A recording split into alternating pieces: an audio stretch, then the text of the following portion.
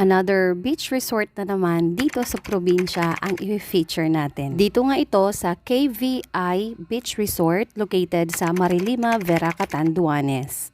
Isa itong open beach pero mag-rent ka na lang ng mga cottages o kaya ng rooms kung ikaw ay mag-overnight. At kami nga ay mag-i-stay dito overnight, so nag-rent kami nitong small beach house sa halagang 3,000 pesos only. Meron na itong air-conditioned room and napakaraming higaan kasi good for 5 to 8 packs nga ito. Meron na ring ref na pwedeng paglagyan ng mga pagkain at merong extra room at extra beddings na rin. So marami talaga kayong pwedeng matulog sa loob. Maliban nga sa common CR sa labas, meron kang sariling CR dito sa loob. So, siyempre, papakita ko sa inyo kung anong itsura ng CR. Kung mapapansin ninyo, ang isa talaga sa mga hinahanap kong mga beach resort ay yung tipong hindi pa masyadong pinupuntahan ng tao. I mean, napupuntahan pero hindi ganun ka-crowded. At saka yung tipong virgin na virgin pa yung place. Like may mga dahon-dahon pa dyan.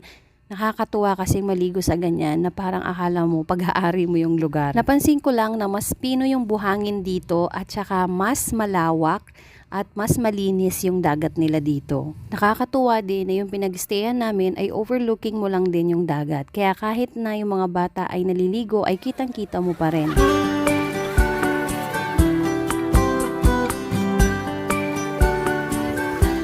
Halika na, lakad na.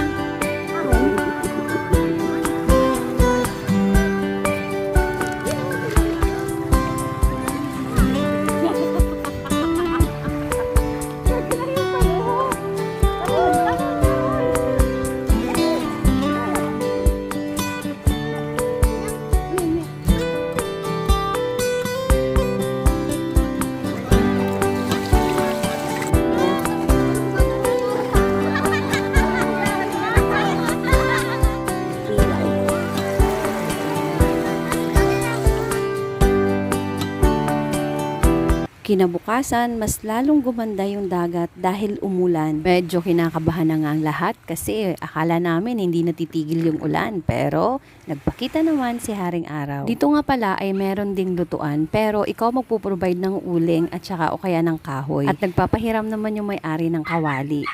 So maisasuggest ko na kung pupunta kayo dito, may dala na kayong lutong pagkain. At handang-handa na nga si Lola na mag-swim.